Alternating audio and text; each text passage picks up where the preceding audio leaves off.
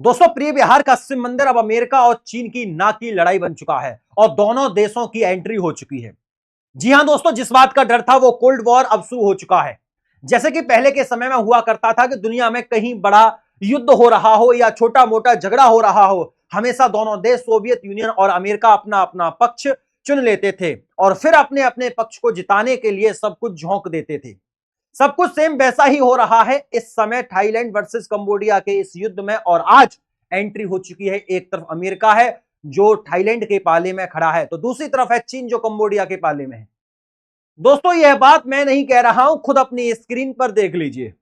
अमेरिकी और चीनी मीडिया खुद इस बात को एक्सेप्ट कर रहे हैं कि एक तरफ है वेल इक्विप्ड थाईलैंड जो कि अमेरिका का एलआई है, दूसरी तरफ है कंबोडिया जो बहुत कमजोर है लेकिन बहुत स्ट्रांग लिंक है उसके चीन के साथ। दोनों देश कैसे इस युद्ध को प्रभावित इस समय कर रहे हैं आप सोच भी नहीं सकते। दरअसल एक तरफ चीन है जिसके एक्सपर्ट कंबोडिया में पहुंच चुके हैं और वह असिस्ट कर रहे हैं कंबोडियाई सेना को कि कैसे स्ट्राइक करनी है और कैसे नुकसान पहुंचाना है थाईलैंड को। साथियों, इसको लेकर सीक्रेट तरीके से कोलैबोरेट कर रहे हैं कंबोडियाई सेना चीनी सेना के साथ। और चीनी किसी भी हालत में नहीं चाहता कि इस कॉन्फ्लिक्ट में प्रिय बिहार मंदिर किसी भी सूरत में थाईलैंड के हाथ में चला जाए, क्योंकि इसी स्थिति में कंबोडिया ही नहीं है, आसपास के तमाम देशों में यह संदेश चला जाएगा कि चीन किसी भी हालत में उनकी रक्षा नहीं कर सकता, भले ही वो खुद को सुपर पावर क्यों ना कहता हो। लेकिन अमेरिका को वो चैलेंज नहीं कर सकता और इसलिए पूरा जो आसियान कंट्रीज का ग्रुप है यह अमेरिका की मुट्ठी में चला जाएगा। इतना ही नहीं दोस्तों, कंबोडिया तो वैसे भी बहुत क्रूशियल है चीन के लिए, क्योंकि यहां पर अमेरिका के खिलाफ चीन ने एक सीक्रेट नेवल बेस बनाकर रखा हुआ है और इसलिए चीन किसी भी हालत में कंबोडिया को हराने नहीं देगा, इसलिए वह जबरदस्त सपोर्ट कर रहा है।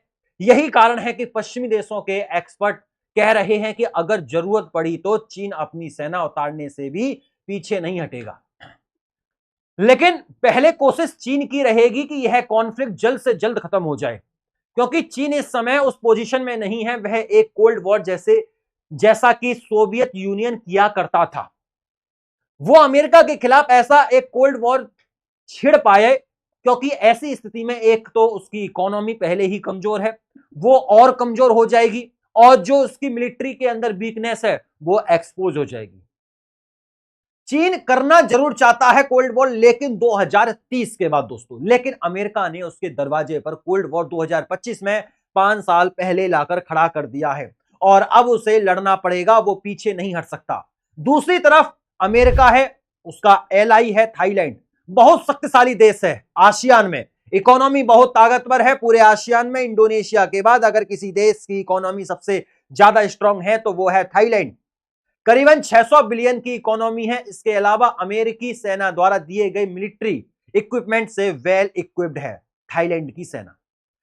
साथियों, शक्तिशाली वायुसेना है, 100 से ज्यादा लड़ाकू विमान हैं, बहुत सारे शिप्स हैं, डिस्ट्रियर हैं, सबमरीन हैं, अटैक हेलीकॉप्टर है, मतलब कि कंबोडिया के मुकाबले मिलिट्री के मामले में बहुत ताकतवर है।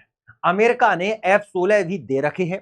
इसके अलावा रिपोर्ट्स यह भी बताती हैं कि अमेरिका इंटेलिजेंस रिपोर्ट भी दे रहा है थाईलैंड को, इसलिए अमेरिका अगर डायरेक्ट ना भी उतरे तो भी उसका एलआई थाईलैंड बड़ी आसानी से कंबोडिया को पटक देगा। लेकिन हां, अगर किसी तरीके से चीन ने एक्स्ट्रा हथियार भेजना शुरू कर दिया और खुद अपने कमांडर भेजने शुरू कर दिए तो कंबोडिया में और फ्रंट लाइन पर तो फिर आपको अमेरिका की सेना के कमांडर देखने को मिलेंगे बैंकॉक में।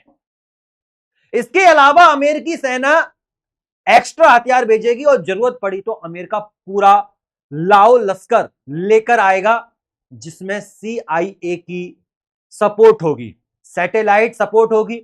इसके अलावा इंटेलिजेंस का पूरे दरवाजे खोलकर रख दिए जाएंगे थाईलैंड के लिए और मिलिट्री एड भी दी जाएगी अरबों डॉलर की। साथियों, इसलिए फिलहाल तो इस पूरे खेल में अमेरिका बहुत ज्यादा मजबूत है, बहुत ज्यादा आगे है और इसलिए वो इस युद्ध को जीतकर बल्कि यह कहिए कि शिव मंदिर को अपने एलआई देश थाईलैंड के कंट्रोल में लाकर वो पूरे रीजन में एक संदेश दे देगा उन तमाम चीन प्रेमी देशों को कि अब भी अमेरिका का दबदबा है यहां पर, और अगर आप अमेरिका के खेमे में रहोगे तो सुरक्षित रहोगे, अगर चीन के पास जाओगे तो सुरक्षा की कोई गारंटी नहीं है।